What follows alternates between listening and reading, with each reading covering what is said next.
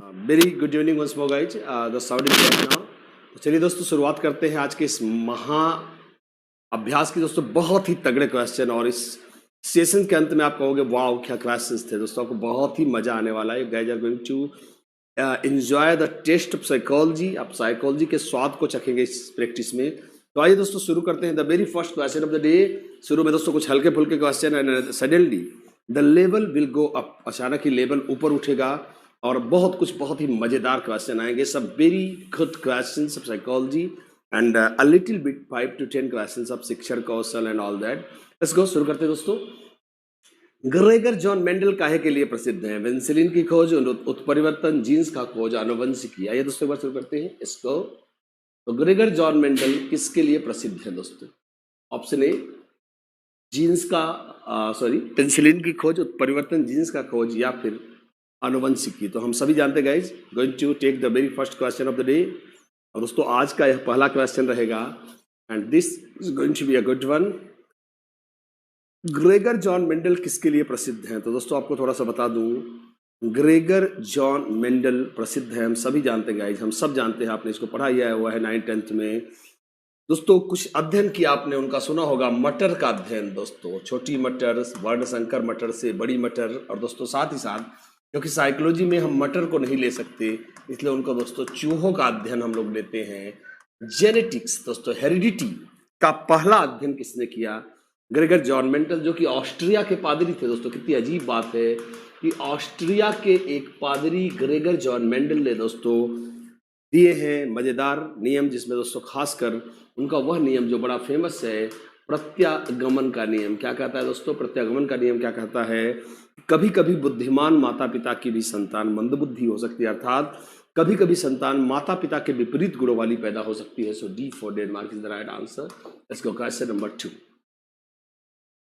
हीमोफोलिया रोगी की प्रथम पहचान किसके रूप में हुई? दोस्तों आइए शुरू करते हैं। एलिजाबेथ प्रथम, एलिजाबेथ द्वितीय, महारानी विक्टोरिया, मैदाम क्यूरी। इसको शुरू करते हैं। हीमोफीलिया दोस्तों जिसमें ब्लड क्लॉटिंग से जुड़ी समस्या होती है, हम सब जानते हैं।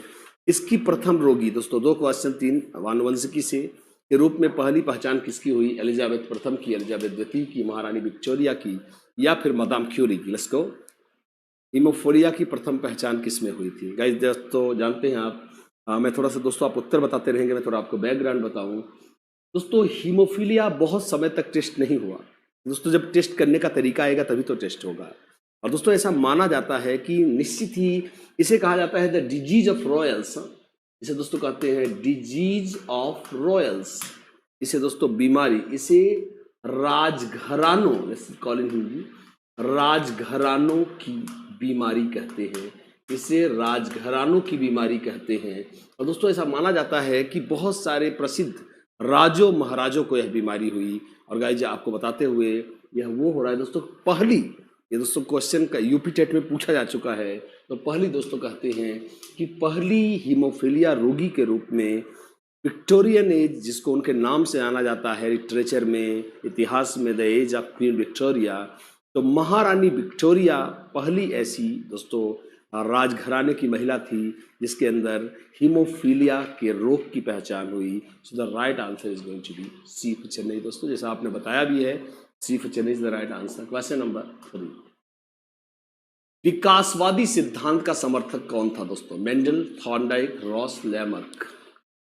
विकासवादी सिद्धांत का समर्थक कौन था दोस्तों? कौन था विकासवादी सिद्धांत का समर्थक? Mendel, Thorndike, Ross, Lamarck.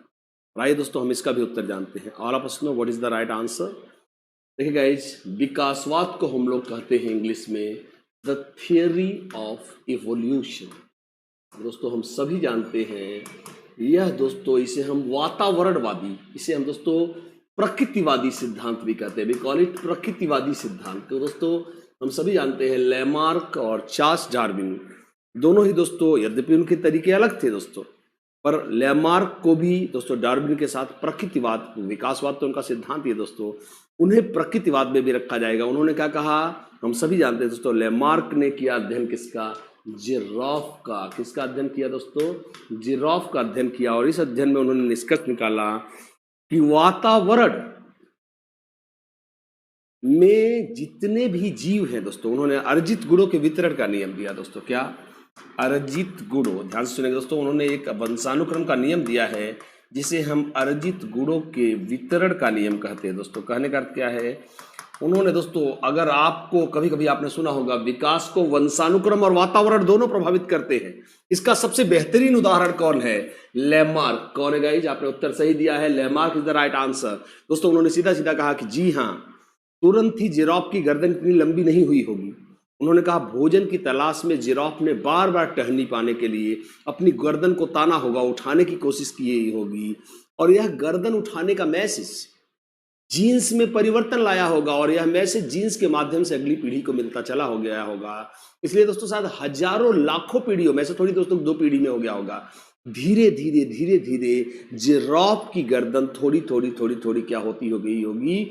ऊंची होती हो गई होगी। यह दोस्तों कौन कहता है? जिराफ, लैमार्क कहता है। और यह सिद्धांत दोस्तों विकासवाद कहलाता है, मतलब कि धीरे धीरे गुण विकसित होते हैं। पर दोस्तों जैसा मैंने कहा कि वंशानुक्रम और वातावरण का सबसे सही कॉम्बिनेशन हमें कौन बताता है?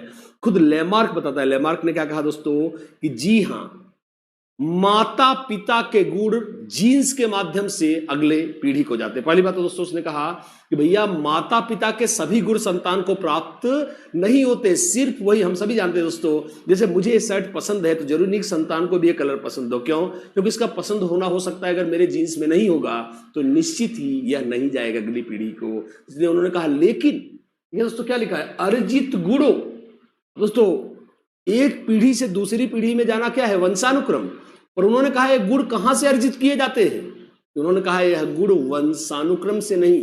अर्जन कहां होता है दोस्तों? वातावरण में। अर्थात इसको ऐसे पढ़ेंगे, वातावरण द्वारा अर्जित गुण जीन्स के माध्यम से अगली पीढ़ी को जाते हैं, और इसे दोस्तों हम विकासवाद कहते हैं। और इसके प्रतिपादक कौन है? लैमार्क का। दोस्तों आगे चलते हैं। क्वेश्चन नंबर 4, संतान को पिता से कितने जीन्स प्राप्त होते हैं? 75%, 50%, 25%, 40%। दोस्तों आइए संतान को, आइए देखते हैं संतान को पिता से कितने जीन्स प्राप्त होते हैं दोस्तों? 75%, 50%, 25% या 40%? आइए एक बार देखते हैं संतान को पिता से लगभग कितने जीन्स प्राप्त होते हैं। तो दोस्तों हम सभी जानते हैं उत्तर क्या है। संतान को देखिएगा जी, यह सिद्धांत दिया है किसने? आपने जरूर नाम सुना होगा। किसका? आपने नाम सुना होगा, एक नाम सुना होगा दोस्तों आपने, फ्रांसिस गाल्टन का। किसका? फ्रांसिस गाल्टन का। दोस्तों फ्रांसिस गाल्टन ने दिया है क्या? आपने सुना होगा दोस्तों, फ्रांसिस गाल्टन जो कि जनक है किसके? सुजनन की, या इसे हम सुजनन शास्त्र भी कहते हैं दोस्तों।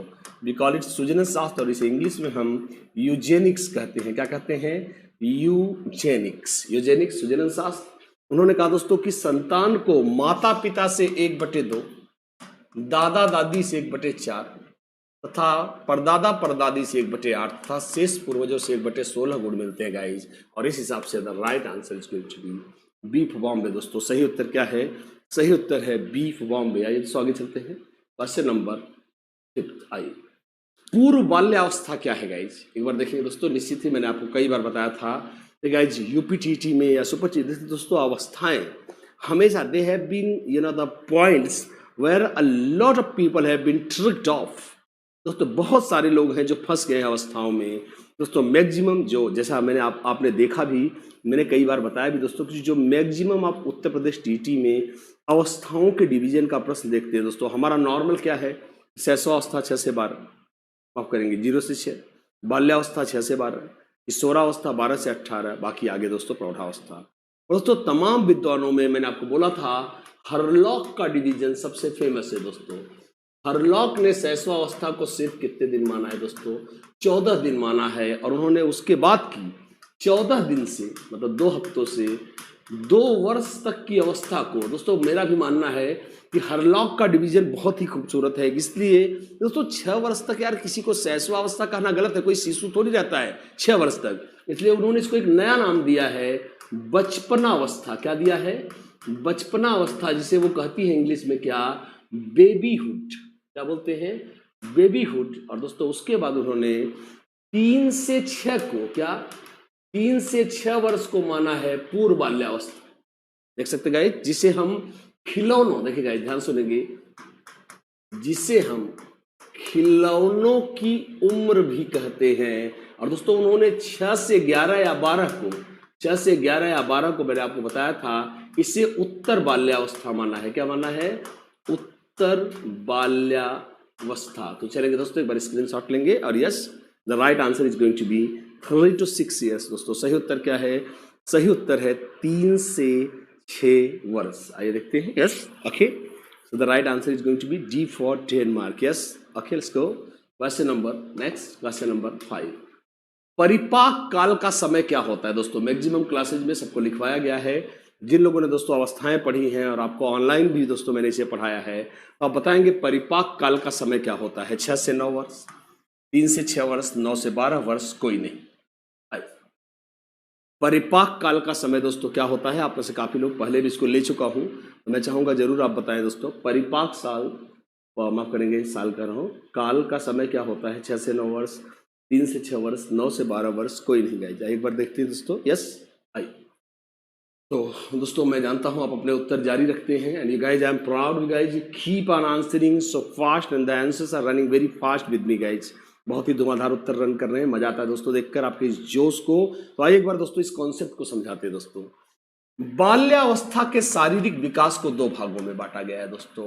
बाल्यावस्था का शारीरिक विकास देखेंगे, बाल्यावस्था का शारीरिक विकास 2 भागों में बांटा गया है। इसे हम दोस्तों क्या कहते हैं? पहले अवस्था को हम दोस्तों संचयी अवस्था कहते हैं। क्या कहते हैं? संचयी काल, कॉल संचयी काल। और इस दौरान विकास बहुत ही तेज होता है दोस्तों। विकास क्या होता है? शारीरिक विकास तेज होता है, और यह चलती है 6 से 9 वर्ष गाइड, 6 से 9 वर्ष। और दोस्तों अगले काल को हम कहते हैं परिपाक काल, और यह चलती है 9 से 12 वर्ष। दोस्तों होता क्या है कि देखिए गाइज, आपने सुना होगा कि देखिए दोस्तों, आप ये नहीं कह सकते कि बाल्यावस्था में शारीरिक विकास धीमा होता है। ये तो आप गलती से कह ही नहीं सकते कि बाल्यावस्था दोस्तों अपेक्षाकृत धीमा होता है। पर जान लें हाँ, अपेक्षाकृत शब्द का क्या अर्थ है दोस्तों? मतलब बाकी अवस्थाओं की अपेक्षा, मतलब शैशवावस्था, किशोरावस्था की अपेक्षा धीमा क्यों होता है दोस्तों? उसका कारण समझेंगे। तो आपने देखा इसमें भी 6 से 9 में शारीरिक विकास शैशवावस्था की तरह तेज एकदम धक्काड़ करके जम के होता है दोस्तों, पर 9 से 12 में विकास, जो शारीरिक विकास है, थोड़ा ठहरता है। और जो विकास हुआ है किसमें? संचयी काल में तेजी से, वही थोड़ा ठहर करके अपने आप को मैच्योर बनाता है। और दोस्तों हम जानते हैं जब कोई चीज परिपक्व हो रही होती है, मैच्योर हो रही होती है, तो विकास की गति थोड़ी सी स्लो हो जाती है। तो अगर मैं इसको प्लस, जैसा मैं हमेशा दिखाता हूं, इसे मैं प्लस अलॉट करूं और इसे मैं अलॉट करूं क्या माइनस, तो प्लस माइनस क्या अलॉट हो जाएंगे? माइनस अलॉट हो जाएंगे। इसीलिए मैंने क्या बोला? धीमा नहीं, अपेक्षाकृत धीमा। कैसा धीमा? अपेक्षाकृत धीमा। So the right answer is going to be C for Chennai. दोस्तों सही उत्तर क्या है? सही उत्तर है guys C for Chennai. Let's go question number 8। आइए, the moral judgement of child किसकी रचना है? दोस्तों बहुत जगहों पर मैंने लिखवाया है, मुझे अच्छा लगेगा दोस्तों जरूर बताएं। The moral judgement of child किसकी पुस्तक है दोस्तों? तो आइए, G.S. हॉल की, B.F. स्किनर की, लॉरेंस कोहलबर्ग की, जीन पियाजे की। बहुत मजा आएगा दोस्तों। Some very very good books, बहुत ही मजा आ रहा है। यस, कुछ महत्वपूर्ण लोगों की हम पुस्तकें लेंगे दोस्तों। The moral judgement of child किसकी रचना है? हॉल की है, स्टेनले हॉल की, बोहास फ्रेडरिक स्किनर की है, लॉरेंस कोहलबर्ग की है, जीन पियाजे की है दोस्तों। आइए शुरू करते हैं। यस, आइए। तो जैसे आप जानते हैं, इसको पहले भी ले चुके हैं। तो आइए देखते हैं G.S. हॉल। दोस्तों जैसे मैंने आपको पहले बोला था, स्टेनले हॉल। आपने दोस्तों उत्तर आपके आने शुरू हो गए हैं। Guys I am proud you guys. Yes, hall ने दोस्तों एक प्रमुख पुस्तक को लिखा है। मैं सबकी थोड़ा प्रमुख पुस्तकें ले रहा हूं, जिसे हम अडोलसेंस कहते हैं दोस्तों। क्या कहते हैं? We call it adolescence. और दोस्तों हम सभी जानते हैं अडोलसेंस को कहते हैं हिंदी में किशोरावस्था। और वैसे दोस्तों हम जानते हैं कि हॉल अवस्थाओं के अध्ययन के लिए प्रसिद्ध है, पर उन्होंने किशोरावस्था को तनाव, तूफान एवं संघर्ष, दोस्तों इसे SSS कहते हैं। तनाव, तूफान, संघर्ष, इसे SSS कहते हैं दोस्तों। क्यों? क्योंकि तनाव को स्ट्रेस कहते हैं, स्टॉर्म को तूफान कहते हैं, और स्ट्राइप को दोस्तों क्या बोलते हैं, संघर्ष कहते हैं। यह ट्रिपल एस की दोस्तों अवस्था है। और गाइस उन्होंने किशोरावस्था, दोस्तों स्किनर ने, हम सभी जानते हैं स्किनर ने दोस्तों कुछ मजेदार पुस्तकें लिखी हैं, जैसे the Prince yes behaviour of organisms, the behaviour, दोस्तों यह बुक उनकी पूछी जा चुकी है। प्राणी का व्यवहार, द बिहेवियर ऑफ ऑर्गेनिजम्स उनकी पुस्तक है दोस्तों। और लॉरेंस कोहलबर्ग ने भी दोस्तों एक नैतिक विकास का सिद्धांत दिया है, और उनकी जो प्रसिद्ध पुस्तक का नाम है साइकोलॉजी ऑफ मोरल डेवलपमेंट। क्या है? Psychology of moral development. ये दोस्तों पुस्तक का नाम है किसके? लॉरेंस कोहलबर्ग के। और दोस्तों पियाजे ने 2-3 प्रमुख पुस्तकें लिखी हैं दोस्तों, जैसे पियाजे की प्रसिद्ध पुस्तक का नाम है जो आप जानते हैं, क्या? Language and thought of a child, बच्चे में लैंग्वेज एंड थॉट। दोस्तों यह वाइगोस्की की पुस्तक है, पर जब आप इससे आगे चले जाएंगे ऑफ द चाइल्ड, तो दोस्तों इसे कहते हैं पियाजे की पुस्तक। और दोस्तों उनकी दूसरी पुस्तक का नाम है the moral judgement of the child. So right answer is going to be Jean पियाजे। दोस्तों एक बार ले सकते हैं आप, स्क्रीनशॉट ले सकते हैं। The moral judgement of child किसकी रचना है दोस्तों? तो हमारा उत्तर है यह रचना है किसकी? जीन पियाजे की। इसको यस आई। क्वेश्चन नंबर 8 दोस्तों, पलटावी गुण या पलटावी बौद्धिक प्रक्रिया को बच्चा किस अवस्था में समझता है दोस्तों? बहुत ही मजेदार, कई बार हम समझ चुके हैं इसे। तो पलटावीपन, जिसे हम इंग्लिश में दोस्तों रिवर्सिबिलिटी कहते हैं, क्या कहते हैं? We call it reversibility. तो यह गुण बच्चे को किस अवस्था में आ जाता है? संवेदी पेशी अवस्था में, औपचारिक अवस्था में, मूर्त संक्रियात्मक अवस्था में, या पूर्व संक्रियात्मक अवस्था में? आइए एक बार शुरू करते हैं दोस्तों, कई बार हम इसे ले चुके हैं। यस आई को पलटावीपन का गुण किस अवस्था में बालक में आ जाता है? संवेदी पेशी अवस्था में, औपचारिक अवस्था में, मूर्त संक्रियात्मकता की अवस्था में, या पूर्व संक्रियात्मक अवस्था में? इसको शुरू करते हैं। Yes I okay. दोस्तों हम सभी जानते हैं बच्चे को अगर आप, क्या है दोस्तों, पहले हम अपलटावीपन से शुरू करेंगे। तो दोस्तों ध्यान सुनेंगे, अगर आप बच्चे को ऐसे टी दिखा रहे हो, इंग्लिश का टी, मैंने दोस्तों बहुत बार समझाया है, अगर आप उसे इंग्लिश का टी दिखा रहे हो और अचानक आपने वह बना दिया, आप उससे बोलोगे बेटा टी कहाँ गया? वो कहेगा अरे मुझे टी अब नहीं दिख रहा है, अब तो मुझे वह दिख रहा है। और दोस्तों कहीं अगर आपने वह से क्या बना दिया? क, तो दोस्तों टी को भी भूल जाएगा और वह को भी भूल जाएगा, अब सीधा क दिखाई देगा। तो दोस्तों आपने क्या देखा कि जो शुरुआती अक्षर था वो क्या था? टी था। उसके बाद वह आया, वह उनको भूल करके सिर्फ क को याद रखता है। इसे दोस्तों अपलटावीपन कहते हैं। अपलटावीपन मतलब उलट न पाना, शुरुआती बिंदु पर वापस न लौट पाना अपलटावीपन कहलाता है। पर दोस्तों जब लौट जाएगा तो उसी को हम क्या बोलेंगे? उसी को दोस्तों हम पलटावीपन कहते हैं। तो गाइस आपको बता दें, अपलटावीपन पाया जाता है पूर्व संक्रियात्मक अवस्था में। तो दोस्तों बच्चा अपने चिंतन को लगातार बेहतर करता है, इसलिए दोस्तों पलटावीपन का गुण पाया जाता है किसमें? मूर्त संक्रियात्मक अवस्था में। कई बार हम इसे पढ़ चुके हैं guys. The right answer is going to be C for Chennai. दोस्तों सही उत्तर क्या है? C for Chennai. एक बार स्क्रीनशॉट लेंगे दोस्तों, फिर आगे चलेंगे। Yes let's go. Okay I let's go to the next question. नवा क्वेश्चन दोस्तों, बच्चा दूध, दोस्तों कई जगहों पर इसको ऐसे ही लिखाया है, बच्चा दूध की बोतल देखकर मुंह चलाता है, ब्रूनर के किस सिद्धांत से संबंधित है? ऑप्शन ए, सॉरी किस सिद्धांत से बजाय दोस्तों यहां होना चाहिए किस अवस्था से, किस अवस्था से संबंधित है? ऑप्शन ए प्रतिबिंबात्मक अवस्था, संकेतात्मक अवस्था, भाषात्मक अवस्था, संक्रियात्मक अवस्था। दोस्तों एक बार शुरू करते हैं। यस, बच्चा दूध की बोतल देखकर मुंह चलाता है, यह किस अवस्था से जुड़ा है? दोस्तों एक बार वैसे मैंने अभी बीच में 5-6-7 दिन पहले आपको ब्रूनर के विकास की अवस्थाएं समझाई थी गाइज, पर आज ठीक है एक बार आप अपना, दोस्तों हमेशा आप अपने टर्न को यूज करते हैं, यह टर्न है कि आप एक बार उत्तर दें, फिर मैं अपने हिसाब से जाऊंगा। तो आइए एक बार शुरू करते हैं। यस इसको दोस्तों शुरू करते हैं। Yes keep on answering guys. आइए दोस्तों, पियाजे के अलावा ब्रूनर ने भी एक विकास दिया था, किसका सिद्धांत? किसका? संज्ञानात्मक विकास का। किसका? संज्ञानात्मक विकास का। और इसमें दोस्तों उन्होंने 3 अवस्थाएं बताई है। क्या? आइए देखते हैं। पहला संक्रियात्मक अवस्था। क्या आप इसको देख लेंगे दोस्तों? संक्रियात्मक या इनेक्टिव फेस बोलते हैं इसे। संक्रियात्मक अवस्था या 0 से एक वर्ष कहीं कहीं दोस्तों 18 महीने भी होता है, तो आप परेशान ना हो, एक वर्ष या 18 महीने भी हो सकता है। हाँ, फिर दोस्तों इसे हम प्रतिबिंबात्मक अवस्था है दोस्तों, दूसरी अवस्था को क्या बोलते हैं? प्रतिबिंबात्मक अवस्था।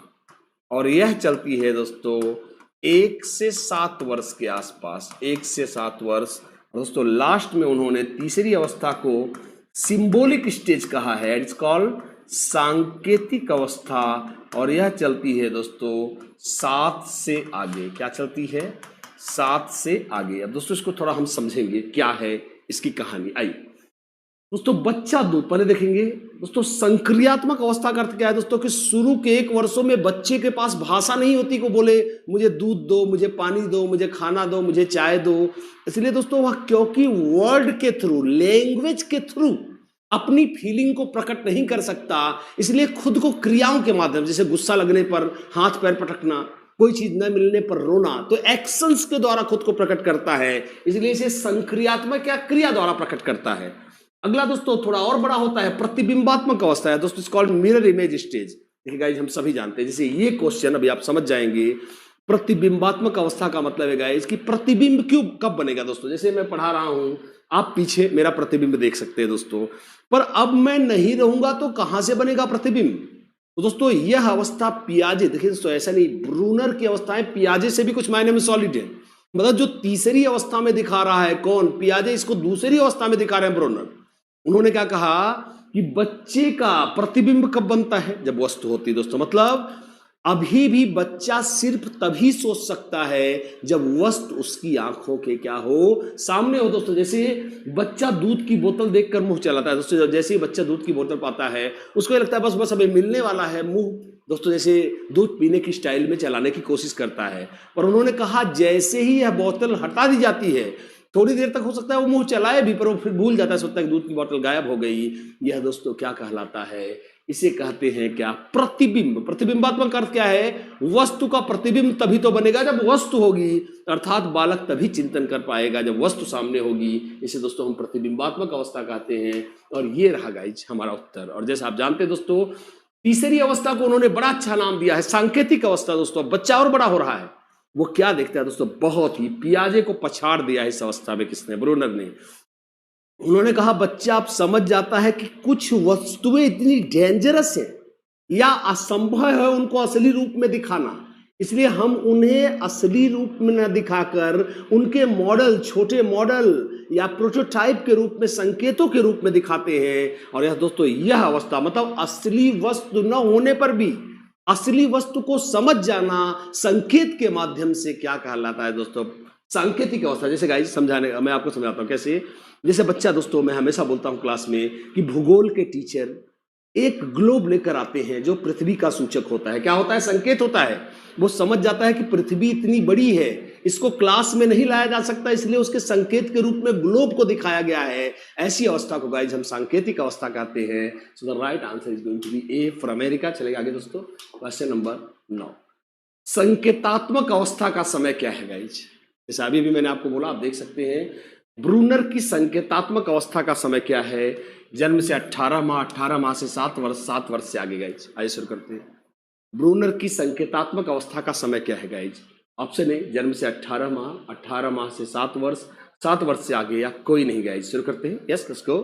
आइए दोस्तों, हम सभी जानते हैं, अभी भी मैंने ही आपको बताया कि ब्रूनर की संकेतात्मक अवस्था का समय है 7 वर्ष से आगे। सो समय नहीं लेंगे गाइज, टाइम वेस्ट नहीं करेंगे। आइए आगे चलते हैं दोस्तों। क्वेश्चन नंबर, समीपता का सिद्धांत, अधिगम का समीपता का सिद्धांत किसने दिया गया? इस बहुत बार मैं समझा चुका हूं मेरे बच्चों, और मुझे अच्छा लगेगा जब आप इसका उत्तर देंगे।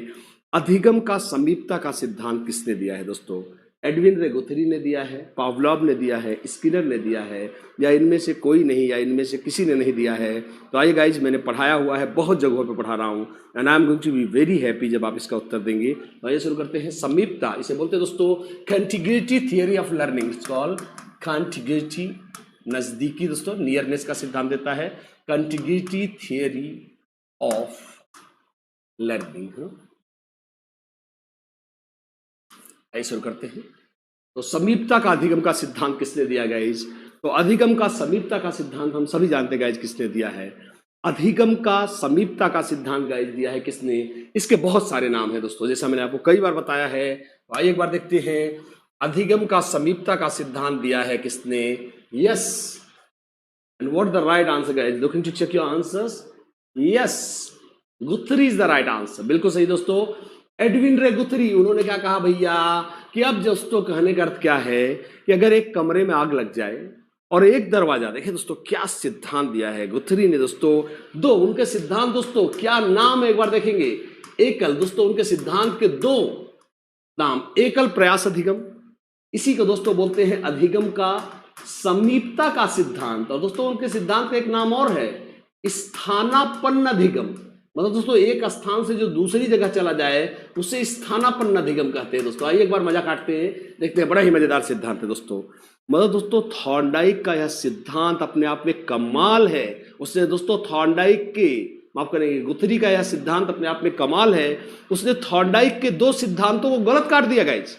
उसने कहा त्रुटि और प्रयास होता ही नहीं है, लोग एक ही बार में सीख जाते हैं, इसलिए इसे क्या कहा गया?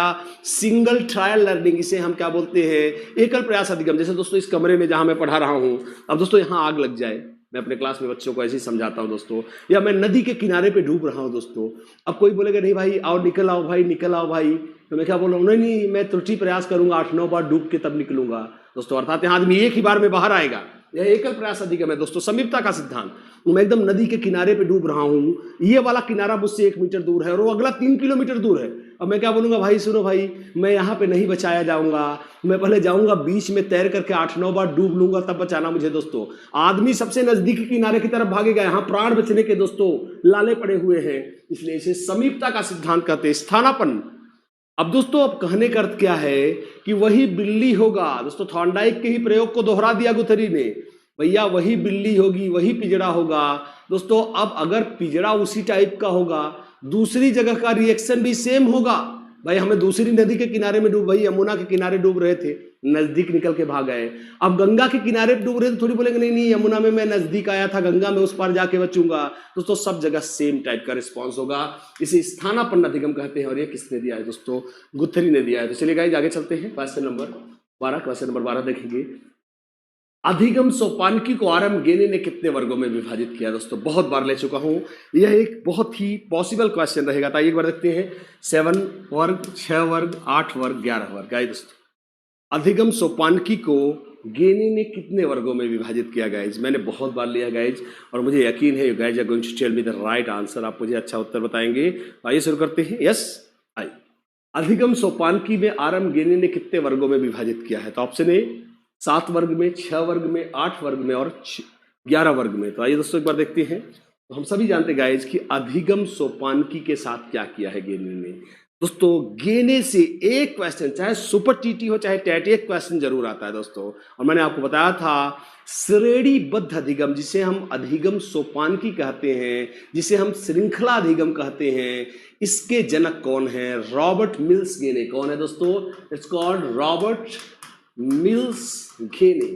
और दोस्तों उन्होंने दोस्तों निम्न उन्होंने दिए हैं कितने? 8 चरण। कितने दिए हैं? 8 चरण दिए गए, जिसमें शुरू के 3 चरण लिए गए हैं किससे? पहला चरण लिया गया है पावलॉव से, जिसे हम कहते हैं संकेत अधिगम। दूसरा चरण लिया गया है दोस्तों किससे? थॉर्नडाइक से, जिसका नाम है उद्दीपक अनुक्रिया अधिगम, नाम से ही पता चल रहा है दोस्तों। और तीसरा चरण लिया गया है, बात करेंगे दूसरा थॉर्नडाइक से, और तीसरा चरण लिया गया है दोस्तों B.F. स्किनर से। किससे? B.F. स्किनर से, जिसे हम श्रृंखला अधिगम कहते हैं, जिसे हम चेन लर्निंग कहते हैं। तो आइए दोस्तों हम जानते हैं 8 is the right answer, C is the right answer. को क्वेश्चन नंबर 13 देखते हैं, आरएम गेने ने अधिगम सोपानकी की मुख्य विशेषता क्या है? दोस्तों हम सभी जानते हैं अधिगम सोपानकी उनकी कैसी चलती है।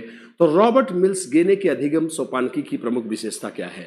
यह जटिल से सरल की ओर चलती है, अज्ञात से ज्ञात की ओर चलती है, सरल से जटिल की ओर चलती है, यह विश्लेषणात्मक है गाइस। आइए शुरू करते हैं दोस्तों, शुरू करेंगे। यस, ओके, एक बार देखेंगे, आप उत्तर बताते रहेंगे।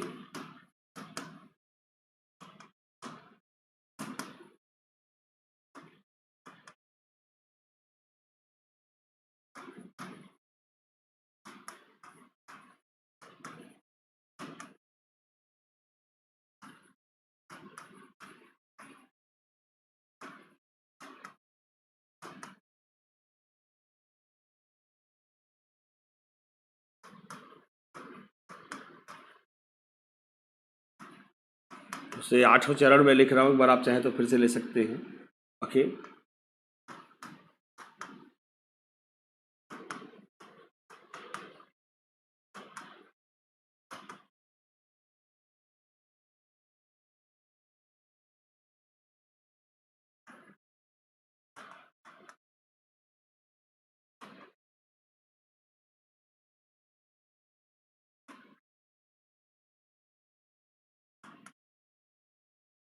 तो ये 8 चरण है, आप देख सकते हैं। सबसे पहले बच्चा संकेतों कबूतर के सहारे क सीखता है दोस्तों, यह सबसे लो लेवल है। फिर उसके बाद दोस्तों कबूतर के क को पहचानता है और लिखने की अनुक्रिया करता है।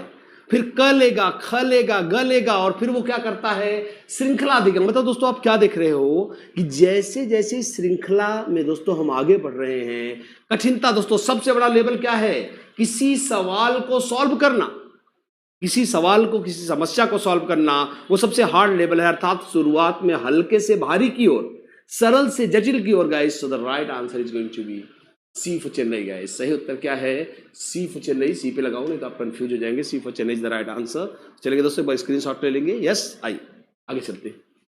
तो आगे चलिए दोस्तों, क्वेश्चन नंबर 14 आइए।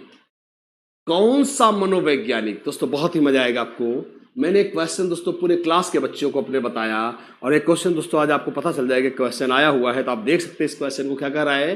कौन सा मनोवैज्ञानिक अपने अधिगम के सिद्धांत में स्वयं सिद्धों एवं प्रमेयों का प्रयोग करता है, यह कौन है। कोहलर, स्किनर, गुथरी, क्लार्क, हल। ऐसे करते हैं दोस्तों। किस मनोवैज्ञानिक ने अपने हंसते मुस्कुराते मुस्कुराते सरकारी नौकरियों को लाना है अपने कदम पर, तो आज ही डाउनलोड करें चंद्रा इंस्टीट्यूट इलाहाबाद ऐप। मित्रों नोटिफिकेशन आ गया है, UP TET, TGT, PGT, UPSI, आप देख सकते हैं junior super TET, primary super TET. प्यारे साथियों आज ही ज्वाइन करें चंद्रा इंस्टीट्यूट इलाहाबाद। 50% का महा ऑफर जारी रहेगा 30 मार्च तक। इस फाइनेंशियल ईयर तक मिलेगा 50% की छूट आप सभी भाई बहनों को चंद्रा इंस्टीट्यूट इलाहाबाद ऐप पर।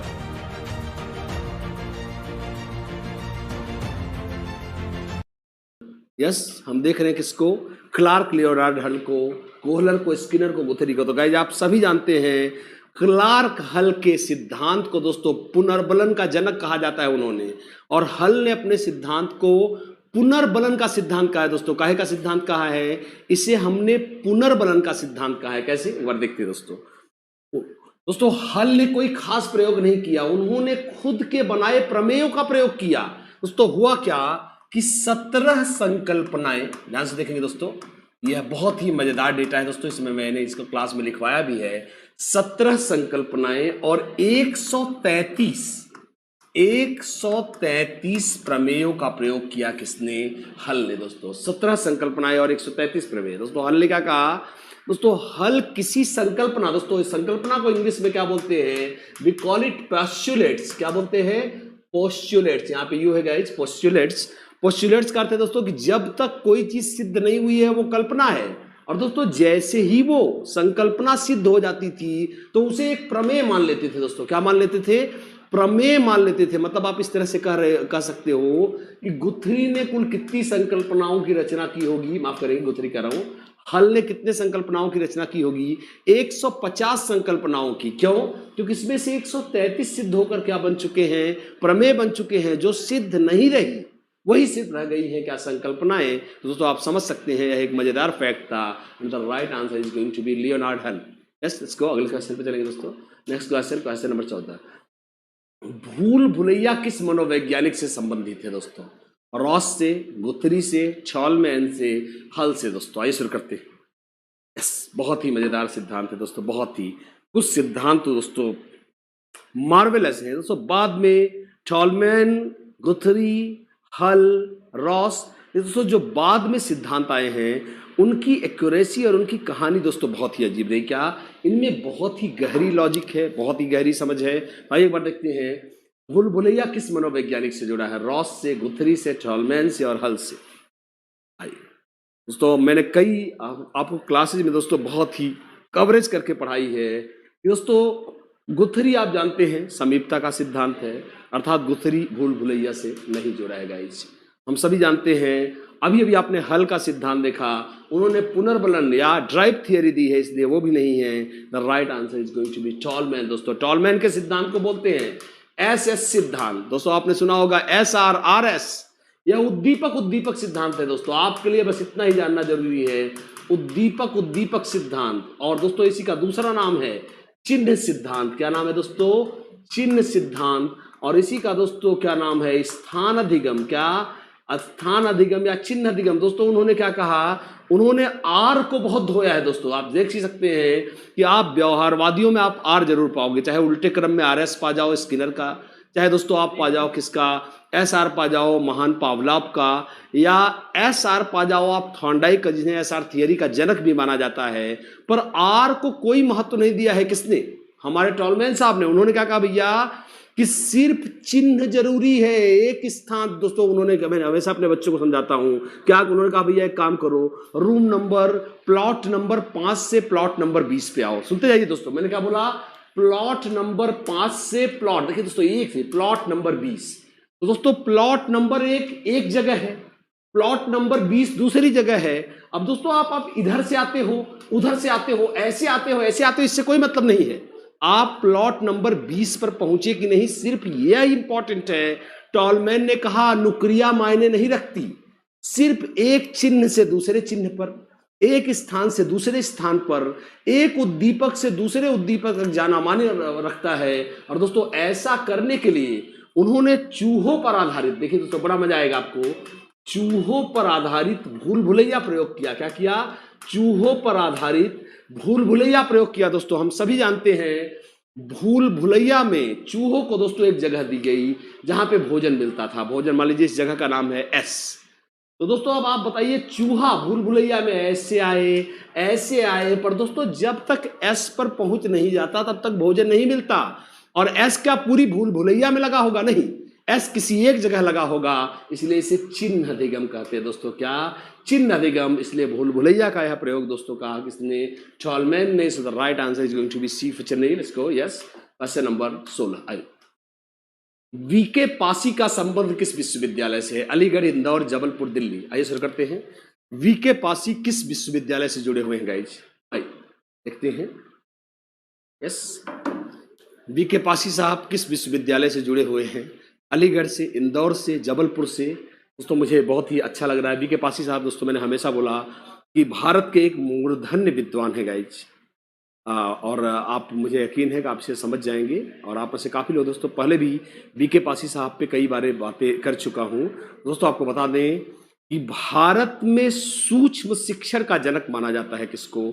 VK पासी साहब को। फिर सुनेंगे, VK पासी साहब को भारत में सूक्ष्म शिक्षण का जनक कह सकते हैं दोस्तों। और मतलब दोस्तों ओरिजिनली शुरू करने वाला, भारत में अगर देखा जाए तो सूक्ष्म शिक्षण का कॉन्सेप्ट लाने के लिए हम जानते हैं किसको? VK पासी साहब को। देखिए दोस्तों वैसे थोड़ा धारणा में थोड़ा विरोध है, क्योंकि पहली बार भारत में सूक्ष्म शिक्षण की शुरुआत किसने की? DD तिवारी ने। किसने की? DD तिवारी साहब ने कही। दोस्तों कुछ किताबों में जनक के रूप में DD तिवारी का नाम आता है। और दोस्तों मुझे ऐसा लगता है क्या कि जब जनक, देखिए दोस्तों उन्होंने शुरुआत की, और VK Passi brought the concept of micro teaching in India. और दोस्तों सबसे बड़ी बात क्या है, जो भारत में सूक्ष्म शिक्षण का प्रतिमान किसने बनाया है? NCERT ने। किसने बनाया दोस्तों? NCERT ने। यह प्रतिमान VK पासी साहब से की मदद से बनाया गया था। और वो प्रोफेसर थे किसके? इंदौर यूनिवर्सिटी से। दोस्तों किससे? इंदौर यूनिवर्सिटी से। सो B for Bombay is the right answer guys. इसको आगे चलते हैं। Question number 17। सृजनात्मकता में कितने तत्व होते हैं दोस्तों? आइए, मजेदार क्वेश्चन है दोस्तों आज, इसलिए गाइस टाइम भी लगा एक्सप्लेनेशन देने में। सृजनात्मकता में कुल कितने तत्व होते हैं? 3, 4, 5, 8। आइए शुरू करते हैं इसको।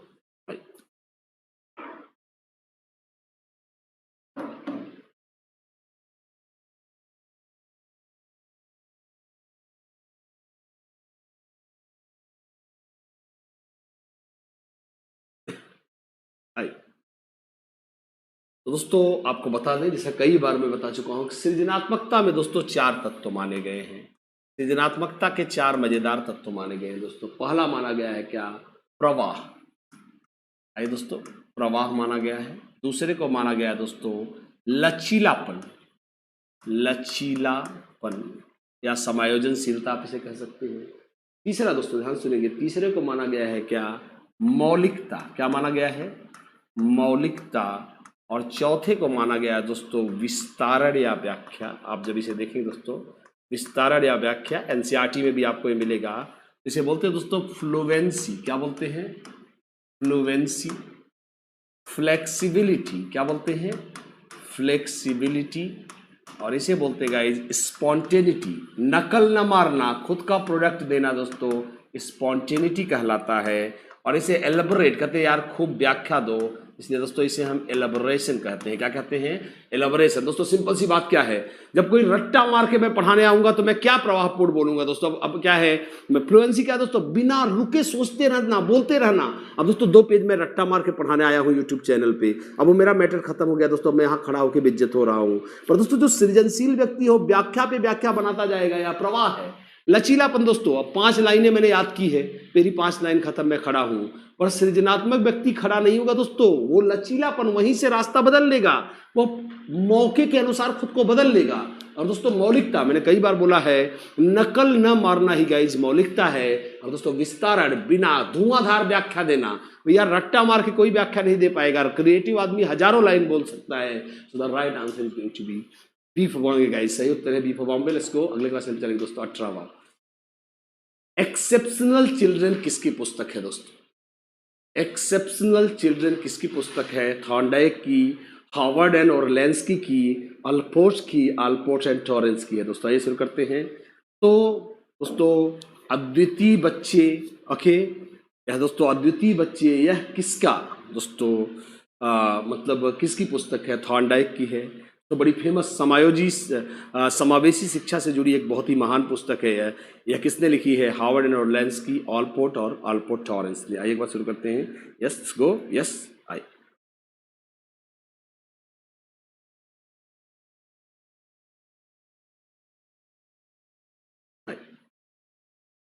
दोस्तों मैं आपको बताना चाहूंगा कि एक्सेप्शनल चिल्ड्रन जो पुस्तक है वो हार्वर्ड एंड ओरलेंस्की की बुक है। किसकी, हार्वर्ड एंड ओरलेंस्की की बुक है। और यह समावेशी शिक्षा में बहुत फेमस है guys. So B for Bombay is the right answer. इसको आगे चलेंगे।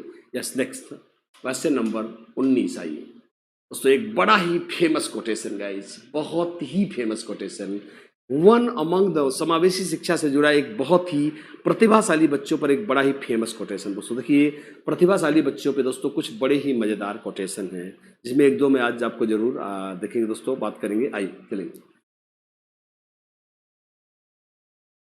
प्रतिभाशाली शब्द का प्रयोग उन 1% बालकों के लिए किया जाता है जो सबसे अधिक बुद्धिमान होते हैं। यह किसका मत है, विनय साइमन का है, जेपी गिलफोर्ड का, बीएफ स्किनर का, कोई भी नहीं। गाइस एक बार शुरू करते हैं। यस इसको, इसका मत है कि प्रतिभाशाली शब्द उन 1% बालकों के लिए प्रयोग होता है जो सबसे अधिक बुद्धिमान होते हैं। विनय साइमन ने कहा है, जेपी गिलफोर्ड ने कहा है, या बीएफ स्किनर ने कहा है, या कोई नहीं।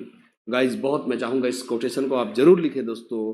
और यह परिभाषा देखिए गाइस, यह परिभाषा दी है किसने, महान बीएफ स्किनर ने गाइस। इसको प्लीज आप लिख लेंगे, बहुत ही आपको अच्छा लगेगा गाइस। इसको आइए शुरू करते हैं। क्वेश्चन नंबर 20, टर्मन ने किस सन में बुद्धिलब्धि के वितरण की तालिका दी थी दोस्तों। टर्मन ने आईक्यू टेबल कब बनाई, 1912 में, 1916 में, 1926 में, 1923 में। गाइस आइए शुरू करते हैं।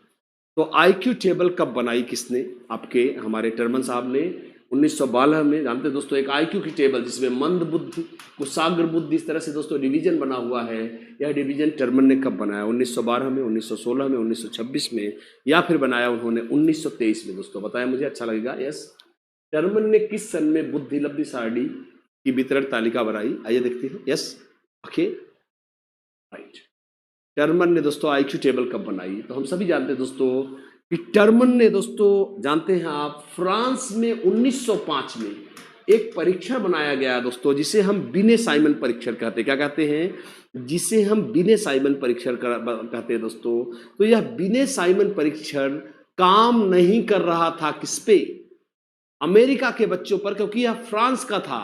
तो इसका अमेरिकन वर्जन 1916 में, कब, 1916 में दोस्तों स्टैनफोर्ड विश्वविद्यालय के प्रोफेसर टर्मन, जैसा मैंने आपको बताया था, प्रोफेसर टर्मन ने बनाया। क्योंकि प्रोफेसर टर्मन स्टैनफोर्ड यूनिवर्सिटी में प्रोफेसर थे दोस्तों, इसलिए इसे आप जानते हैं, इससे स्टैनफोर्ड बिने साइमन स्केल के नाम से भी जाना जाता है। तो गाइज हम इसे देख सकते हैं दोस्तों। हुआ क्या कि आप जानते हैं कि मानसिक आयु शब्द, जिसे हम मेंटल एज कहते हैं, यह दिया था किसने? बिने ने। दोस्तों एक बार देखेंगे, बड़ा मजा आएगा। फिर दोस्तों इसी में मानसिक आयु MA/CA, वास्तविक आयु का यह सूत्र दिया किसने गाइज? मैंने आपको बोला था स्टर्न ने। और फिर दोस्तों MA/CA में 100 का गुणा करके IQ ज्ञात करने का तरीका नहीं था स्टर्न के पास, तो IQ ज्ञात करने का तरीका दोस्तों किसने यूज किया? आपके स्टर्न ने, टर्मन ने यूज किया। Let's call it Terman. दोस्तों मजेदार बात क्या है कि अगर देखा जाए तो अभी तक बुद्धि परीक्षणों में बुद्धि का मापन संभव नहीं था गाइज। तो अगर आपसे पूछा जाए कि देखिए दोस्तों, आप जानते हैं मानसिक आयु सिर्फ ज्ञात कर सकता था, मैंने कई बार बताया, बिने साइमन का परीक्षण, पर पहली बार IQ ज्ञात करने का सिस्टम, एक अंक प्रोवाइड करने का सिस्टम, मापन का सिस्टम पहली बार किसने दिया? टर्मन ने। अब दोस्तों क्योंकि वो 100 का गुणा कर रहे थे, इसलिए जो टोटल आता था उसको दर्शाने के लिए उन्होंने एक IQ की टेबल बनाई, and that was again brought in what? It was brought in 1916, yes. So the right answer is going to be 1900, yes, चलेंगे दोस्तों। Okay, and the right answer is going to be 1916। और दोस्तों हम अगले question की तरफ बढ़ेंगे। 21, नवोदय विद्यालय की स्थापना किसके द्वारा हुई? वुड के डिस्पैच के द्वारा, राधा कृष्णन आयोग द्वारा, राष्ट्रीय शिक्षा नीति 1986 द्वारा, या विश्वविद्यालय अनुदान आयोग द्वारा? दोस्तों एक बार देखते हैं, नवोदय विद्यालयों की स्थापना किसके द्वारा हुई? वुड के डिस्पैच से, राधा कृष्णन आयोग से, या शिक्षा नीति 1986 से, या विश्वविद्यालय अनुदान आयोग से? चलेंगे दोस्तों देखेंगे। गाइज हम जानते हैं बहुत दोस्तों, मैं आपको बता दूं कि आपने सुना होगा कि वुड के डिस्पैच को, दोस्तों देखते चलेंगे, बहुत ही मजेदार। तो आप अपने हिसाब से अपने उत्तर को देंगे। दोस्तों वुड के डिस्पैच को भारतीय शिक्षा का मैग्ना कार्टा कहा गया। सभी जानते हैं भारतीय शिक्षा का मैग्ना कार्टा कहा गया किसको? 1854 में आए वुड के डिस्पैच को हम भारतीय शिक्षा का क्या कहते हैं? मैग्ना कार्टा कहते हैं। और दोस्तों एक और डॉक्यूमेंट इस देश में बना जिसे कहा गया था कि आने वाले वर्षों में यह, दोस्तों मतलब भारतीय वुड के डिस्पैच को छोड़कर दोस्तों भारत में एक और डॉक्यूमेंट बना जिसमें लिखा गया था कि आने वाले वर्षों में यह भारतीय शिक्षा का मैग्ना कार्टा साबित होगा। और दोस्तों आप सभी जानते हैं यह राधा कृष्णन आयोग नहीं है, UGC नहीं दोस्तों, इसे कहते हैं राष्ट्रीय शिक्षा नीति 1986। और दोस्तों बहुत सारी मजेदार चीजें, जैसे मैंने आपको बताया था कि डायट की, आइए दोस्तों आइए, डायट की स्थापना गाइज कहां से हुई? डायट जिसे आप कहते हैं जिला शिक्षा, इसकी स्थापना की दोस्तों पहली सिफारिश 1986। दोस्तों नवोदय विद्यालय, क्या नवोदय विद्यालय, इनकी स्थापना की सिफारिश भी कब की गई दोस्तों? 1986 के नीति में। और सबसे अजीब बात दोस्तों, ओबीबी दोस्तों जिसे हम ऑपरेशन ब्लैक बोर्ड कहते गाइज, OBB जिसको शॉर्ट में हम OBB को बोल, दोस्तों ऑपरेशन ब्लैक बोर्ड को हम शॉर्ट में बोलते हैं OBB। और दोस्तों इसकी भी स्थापना पहली बार 1986 की शिक्षा नीति से की गई गाइज। और मुझे यकीन है दोस्तों निश्चित ही आपको एंजॉय करने में मजा आ रहा होगा। यस गोइंग, यस बिल्कुल सही दोस्तों, आपने बिल्कुल सही उत्तर दिया है। And going to take one more question दोस्तों, एक और क्वेश्चन लेंगे, क्वेश्चन नंबर 22। आइए, मूल प्रवृत्ति शब्द का पहली बार प्रयोग किसने किया था? मैक्डोगल ने, फ्रायड ने, विलियम जेम्स ने, मैस्लो ने? आइए शुरू करते हैं। मूल प्रवृत्ति शब्द का पहला प्रयोग किसने किया था गाइज? आइए शुरू करते हैं। मूल प्रवृत्ति शब्द का पहला प्रयोग किसने किया था? ऑप्शन ए मैक्डोगल ने, फ्रायड ने, विलियम जेम्स ने, या फिर किसने? मैस्लो ने। दोस्तों एक बार शुरू करते हैं। यस ओके, शुरुआत करेंगे। यस विकास,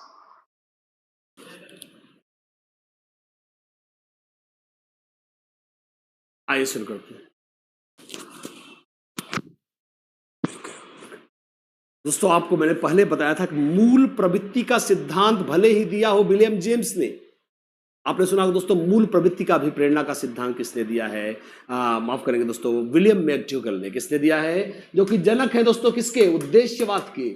और दोस्तों पहली बार इस शब्द का प्रयोग नहीं किया था किसने? मैक्डोगल ने। आप सभी जानते हैं मूल प्रवृत्ति का सिद्धांत किसने दिया है? मैक्डोगल ने।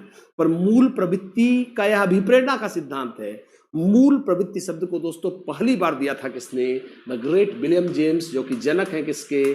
प्रकार्यवाद के। किसके जनक हैं गाइज? प्रकार्यवाद के, जिन्होंने आत्म संप्रत्यय का सिद्धांत दिया। और उन्होंने क्या बोला कि मनुष्य में कुछ ऐसी आदतें होती है जिन्हें किसी इंस्टीट्यूट या किसी विश्वविद्यालय में, फैमिली में, जैसे दोस्तों बच्चे का रोना, चिल्लाना, पैर पटकना है, उन्होंने कहा यह इनबॉर्न होता है, जन्मजात होता है। और इसी को दोस्तों उन्होंने मूल प्रवृत्ति कहा। दोस्तों तो बताएं आज का यह सेशन धुआंधार कैसा लगा?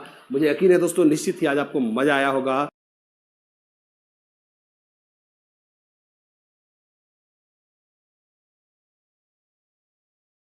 सुनिए दोस्तों, आपको एक बात बता दूं कि 31 मार्च ऑनलाइन क्लास में दोस्तों, हमारी ऑनलाइन क्लास में ऑनलाइन एडमिशन लेने की लास्ट डेट है दोस्तों। Last date of online admission is going to be last date दोस्तों होगी। और आप, मैं चाहूँगा दोस्तों, अगर आप एडमिशन लेना चाहते हैं तो मतलब लास्ट डेट होगी किसकी? 50% डिस्काउंट की, जो आपको चंद्रा इंस्टीट्यूट में C2020 डालने पे मिलता है दोस्तों। चंद्रा इंस्टीट्यूट ऐप बहुत ही यूजर फ्रेंडली ऐप है, आप उससे इसे इंस्टॉल करके देख सकते हैं दोस्तों। तो गाइज मुझे यकीन है कि यह सेशन निश्चित ही मज़ेदार रहा होगा। कल फिर मुलाकात होगी दोस्तों, तब तक के लिए मैं आरपी मिश्रा आपसे लेता हूँ इजाज़त guys. Thank you, thanks a lot guys, thank you. हंसते हंसते मुस्कुराते मुस्कुराते सरकारी नौकरियों को लाना है अपने कदम पर, तो आज ही डाउनलोड करें चंद्रा इंस्टीट्यूट इलाहाबाद ऐप। मित्रों, नोटिफिकेशन आ गया है UP TET, TGT, PGT, UPSI, आप देख सकते हैं junior super TET, primary super TET. प्यारे साथियों, आज ही ज्वाइन करें चंद्रा इंस्टीट्यूट इलाहाबाद। 50% का महा ऑफर जारी रहेगा 30 मार्च तक। इस फाइनेंशियल ईयर तक मिलेगा 50% की छूट आप सभी भाई बहनों को चंद्रा इंस्टीट्यूट इलाहाबाद ऐप पर।